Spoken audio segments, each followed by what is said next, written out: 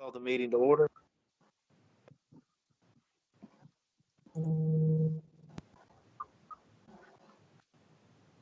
Okay. This is Development Impact Fee Advisory Committee, virtual teleconference meeting, Wednesday, November 4th. We need to do an approval of minutes of October 21st, 2020.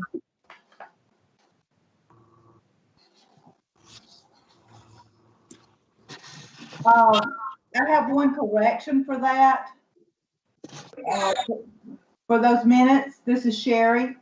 It says at the end of those minutes that we were looking for a teleconference meeting, which was not something that we had requested. We had requested a face-to-face meeting.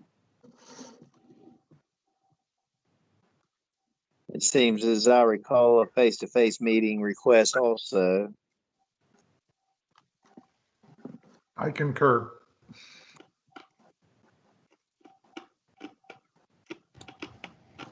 So to clarify, you were looking to have face-to-face meetings for both this afternoon's meeting as well as November 12th? Is that correct? That That's is correct. Okay.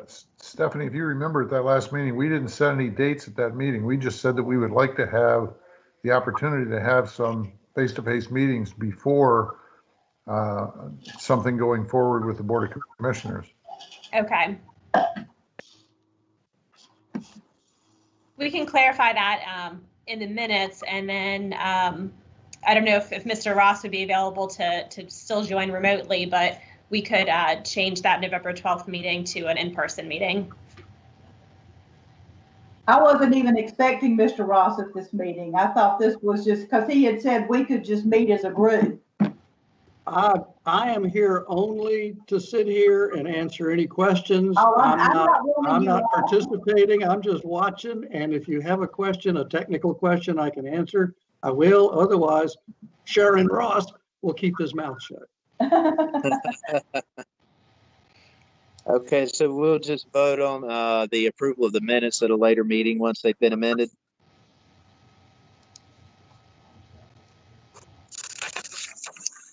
Would that be correct, Stephanie? Yes, that is fine if you'd like to just defer those to the November 12th committee meeting. Okay, we'll defer to the November 12th meeting. Is everyone in favor? Yes. Yes. Gene Lee, I agree. Michael Torres, I agree. Gary Neville, agree. Richard Strickland, agree. George Ragsdale agrees. Sherry Gibbs agrees. Jason Counts agrees.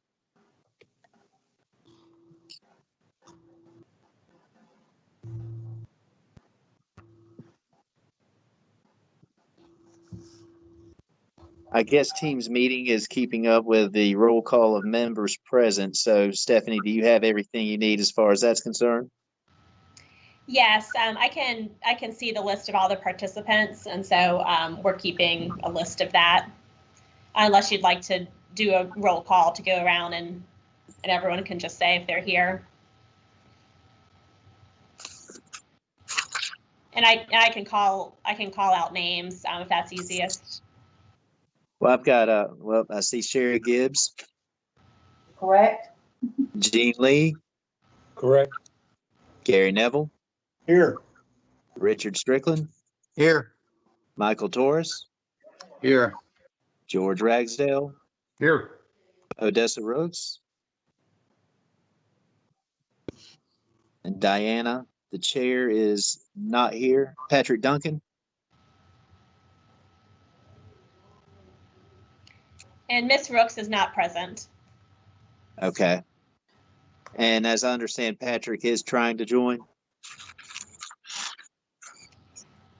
Yes, I did resend the link to him, so hopefully we'll see him here in a bit. I can check in with him and see if he's able to get on. Thank Okay. you for doing that. Well, at this point, I'd like to open it to discussion.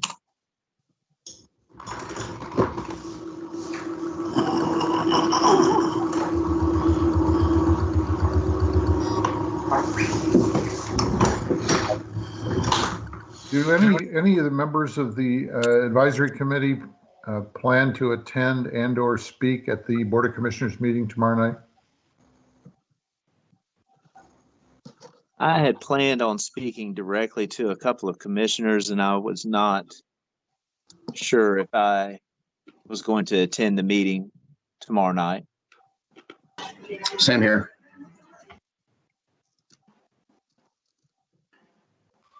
I'm not planning to attend the meeting either.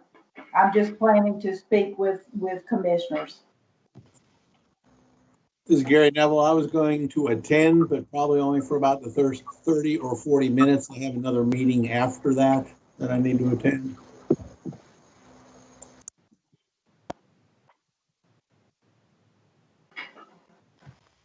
Well, the reason I ask, I personally feel like this whole thing is being rushed through. We talked about that at our last meeting. I don't know how many of you have had a lot of time to look at the CIE or the ordinance. We obviously have not had any time to talk about it as a group. I guess that this is our first opportunity to do that. But it troubles me a little bit that the first public hearing is tomorrow.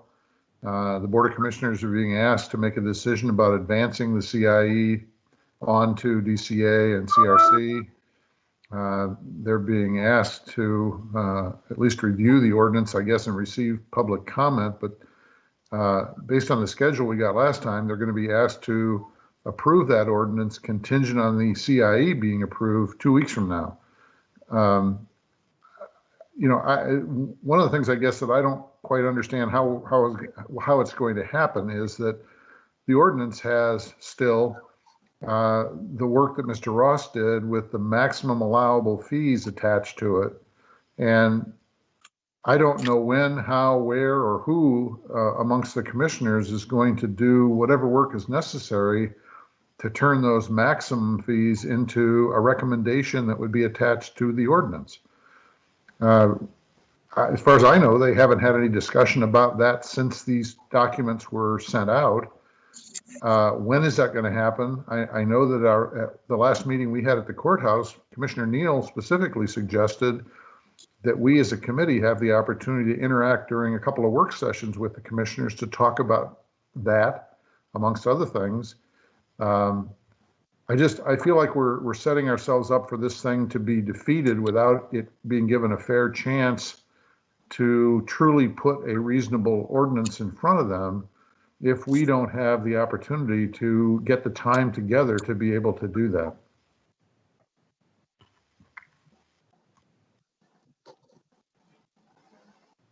And I don't think this forum lends itself to that. I agree with you. This is Gary Neville. I agree with you, George. Stephanie, does this have to go through the Island and Mainland Planning Commission also for approval prior to the County Commission? No, it does not. The ordinance does. I'm Does sorry, it not? the impact fee ordinance? Isn't the impact fee ordinance an amendment to the zoning ordinance? My understanding it was only the county codes. Mr. Ross, can you elaborate on that at all? I don't know what the local procedures are or requirements. This is an ordinance adopted by the Board of Commissioners. It's not zoning or planning per se. The CIE is not up for adoption yet. So whatever the county's ordinances are with regard to referring proposed ordinances to planning commissions or anybody else, they need to be followed. I just don't know what they are. So yeah, only changes to the zoning and subdivision regulations are required to go through the planning commissions before they go to the county commissioners. So my understanding is this process is not going before the planning commission. It's just the Board of Commissioners. This is Sherry Gibbs, and I have, like most of you here, I have spent a lot of time going through all of this material. And I agree that having a vote potentially on Thursday night is not something that we would want to happen. I'm not even sure, based on what I'm seeing with these impact fees, that it is something that I could get behind. You know, either this thing has to, in my opinion, needs to be delayed, or we need, you know, we need to find out from the group that's here whether or not we think it should even be recommended, or as a advisory group, if we should recommend it. This is Gene Lee. I kind of think this whole thing has been a waste of our time. It's just kind of pushing right through, and we haven't had any real say in it. Also, in my opinion, it's just a tax increase in a veil. This is Jason Counts, and I have paid attention to how these impact fees worked when all this was discussed with the Joint Water Sewer Commission, and what a nightmare that became, and how many businesses were run off and did not start up due to the initial impact fees. And I also, I'm not so sure that this is such a good idea for this county.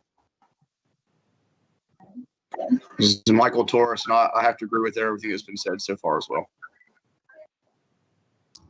No offense to you, Mr. Ross. I agree also.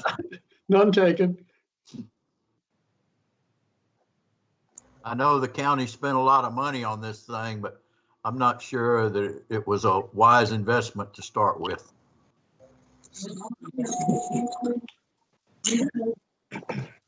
This is Gary Neville. I think it's got a lot of good information in it, and it kind of lets us know maybe what kind of monies might be needed for improvements throughout the county or the island later on.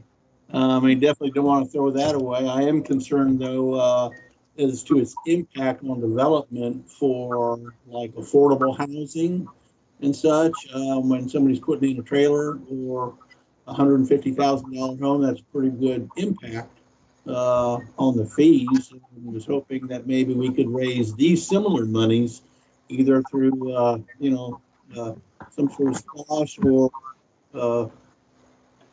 half a point of tax increase or something like that. Let everybody pay for it, not just the people that are trying to build a new home. Yeah, I agree with that, because the impacts that are outlined, they're not only impacting developers and the new folks, they're impacting the ones who have been here for a long time. So while I understand our goal is to let the new folks kick into the kitty, the existing folks are benefiting from that just as well. So I would rather see like a half a point increase, not in property taxes, but perhaps in either in a SPLOST or just a half a point across the board tax. I'm in favor of a SPLOST because it's not just the residents of Glynn County that are paying it, but it's also those that are visiting Glynn County. I agree with that 100%. And I agree with you too. Stephanie, I have a question that maybe should be addressed to both you and Bill. If the decision were made, or whether the decision is made to go forward with the impact fee ordinance or not, is it in fact true that we need to have something similar to the CIE incorporated into the comprehensive plan? Well, I think Pam has spoken several times about how whether impact fees go forward or not, the studies are very, very valuable for having identified the kind of improvements that are needed in the future, however they may come to be paid for. And that is nothing more than an improvement program and identification of future needs and improvements. It stands on its own. Whether impact fees are approved or not, she says it's very valuable to the county to know when are we going to need another fire station? When are we going to need another fire truck? And just building that into the budget process. So she feels that it's a valuable study to have, with or without public impact fees. And I agree with that, but I'm not sure that answers my question. My question is it something that the county would intend to try and adopt as an amendment to the comprehensive plan? Or would it be something that would stand alone just as a piece of information, a piece of data to be used? I had the impression that Pam was not interested in amending the comprehensive plan until the 5-year clock ran out, and had to do that again to satisfy DCA.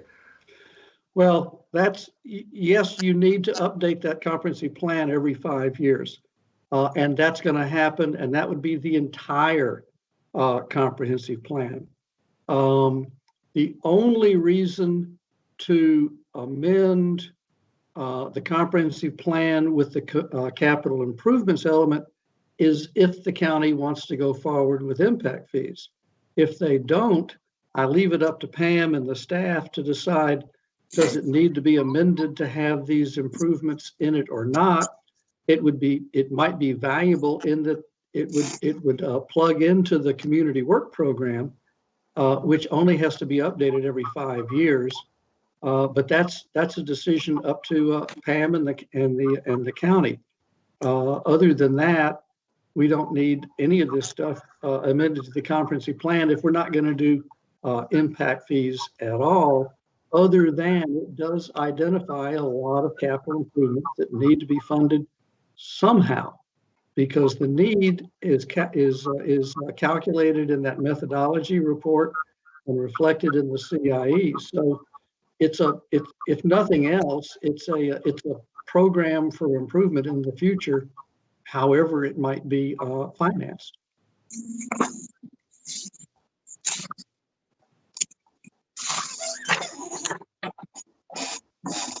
And Mr. Axtell, this is Stephanie. I would have to check with Pam to see if that is something, as Mr. Ross mentioned, that we would still want to amend the comp plan to do if impact fees are not adopted. I'd have to follow up with Pam on that one.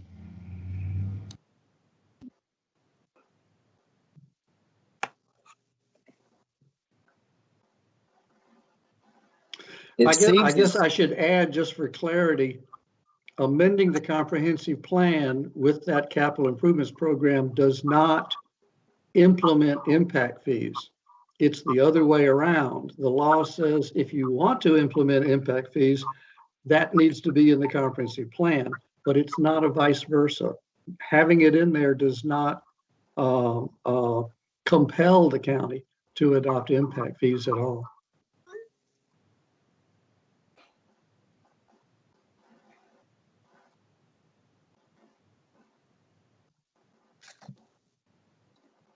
Jason, Yes, Sherry. where do you want to go from here? Well, from the discussion that we're having here, it seems the majority of people on the call today seem to feel as if that an impact fee is probably not the best thing for Glynn County. I mean, we could sit down and discuss this further, but I really I can't see anything in the ordinance that would change my mind. And I don't know how everyone else feels, but it kind of feels like this is something that's trying to be pushed through to me. And I just don't see it as something, as far as an impact fee, that would be beneficial to this county when there are other mechanisms of funding capital improvements. I would like us to make a recommendation to the county commission. I'm going to speak to my commissioner, Mr. Browning, but that we don't feel, if we all agree, that this is probably not the best course of action for Glynn County, in our opinion, as a committee. Would you like to offer that in a motion, Gene? I kind of wanted to have some discussion about it first, but then I would offer a motion. I'm in agreement with you there.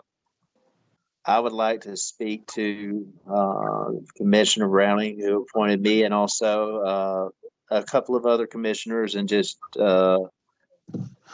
give them my feelings on this, but I think we do need to come to a decision as a board as our recommendation, as I understand it.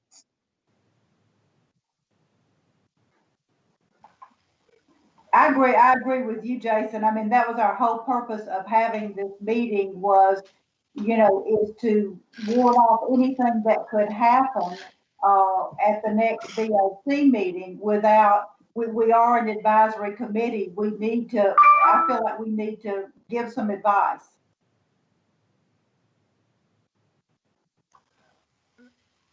Bill, I have a question, and I think we've talked about it before, but although what is written to be applicable across all of Glynn County, an impact fee ordinance could be written that does not necessarily apply across the entire of Glynn County. Is that correct?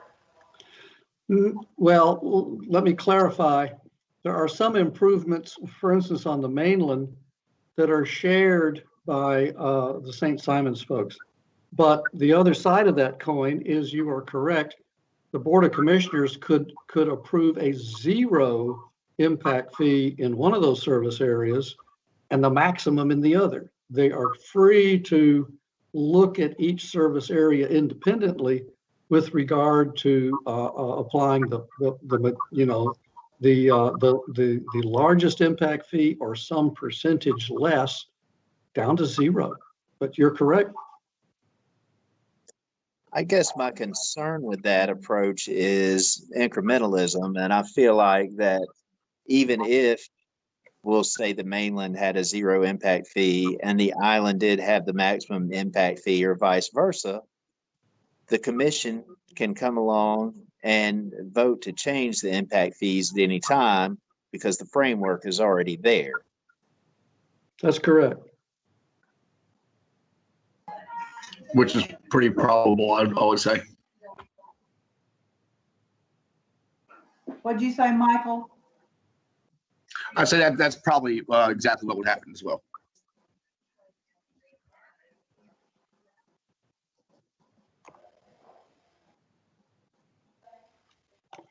Should I make a motion?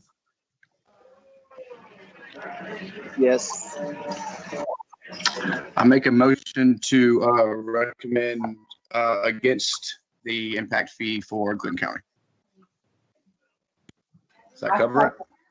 Do I have a second? I second it, Sherry. Call to a vote. How about some discussion first, Jason? That is fine. Question I have is if we make this recommendation today and they vote to not take this forward tomorrow, that does not preclude, I want to make sure that does not preclude a new group of commissioners come the first of the year that might feel differently, picking this up again and renewing the discussion of it without having to go back to square one. They ought to be able to pick up where we leave off, correct? George, that's true. George, this is Richard. That's absolutely true. And this impact fee has been batted around several times over the last 8 to 10 years. And, I think this is about as far as we've gotten with it at this point in time. So, the bottom line is everyone is aware it's ultimately up to the Board of Commissioners to decide whether they want to move forward with it or not move forward with it. Right. That's all I had, Jason. Thank you, George. Well, at this time, I feel like we should just call a vote on a recommendation to against the implementation of development impact fee. Jason, I suggest that you call the roll, and that way you have a vote from everybody. Okay.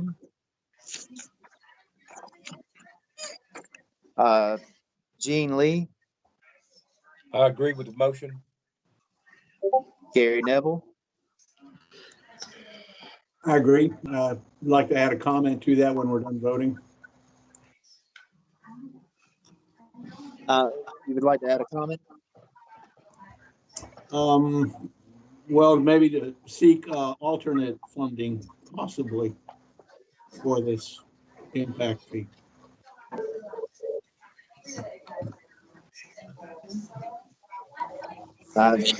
I'm in agreement with that. Richard Strickland, I agree with the motion.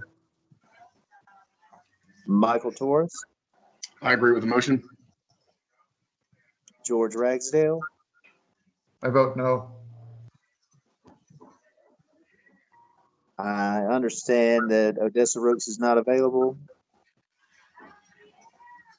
And Patrick Duncan. Mr. Counts, I reached out to Mr. Duncan and I have not heard back, so he is not on the call. Okay, and Diana is absent. And Jason Counts is for the motion to recommend against the implementation of impact fees for Glynn County.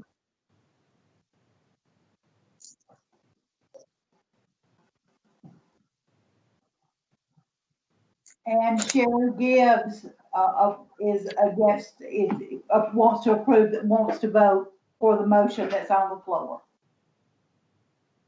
That we would recommend against, with Gary's comment that they seek alternative funding. I'm sorry, Sherry, my phone cut out for a second.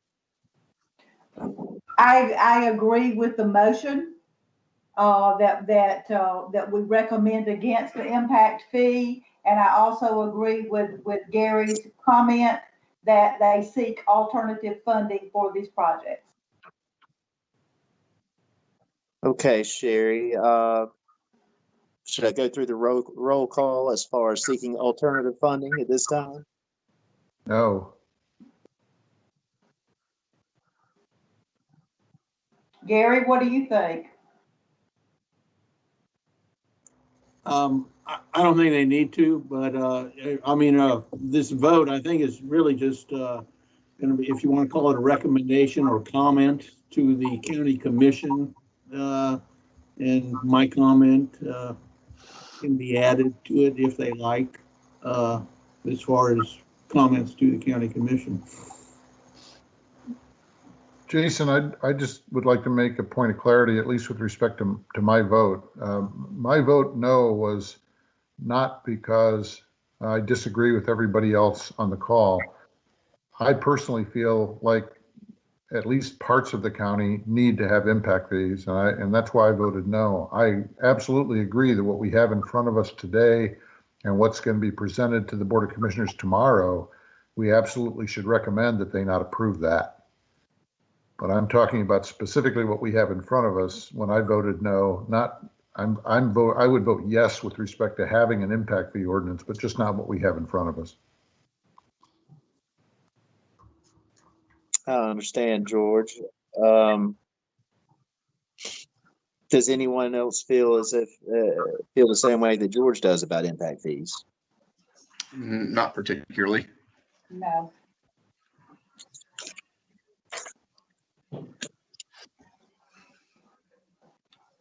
Would y'all like to have any further discussion, or are there any other questions? What's the vote? The question I have is for Stephanie. And Stephanie, how will this information be sent to the Board of Commissioners? This is our recommendation. Sure. Yeah, that's a good question. I will check with Pam. I don't know if that's something she will verbally state during the meeting, or if we will send a follow-up memo or send a memo to the commissioners before the actual meeting tomorrow night. I will follow up with her right after this meeting and ask her how that will be provided to them. Could it be just sent as the minutes of our meeting? Yes, that's definitely a possibility.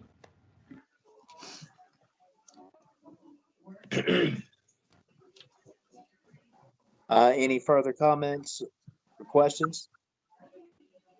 Sounds like we don't need to have a meeting on the 12th. Yeah. I second that. I don't. I agree. I agree. I agree. Okay, I will ask Janet to cancel that meeting, and we will not plan on one for the 12th. But then if something comes up and the committee wants to meet again for any reason, after tomorrow night's VOC meeting, of course we can work on rescheduling something. But for now- Jason, did the motion pass? The motion against the implementation of the impact fee ordinance? Yes. Yes. Okay. All right. I guess at this time, I'd like to make a motion to adjourn. Second. So be it. Thank you, Thanks, guys. guys. Have a good evening. Thank you.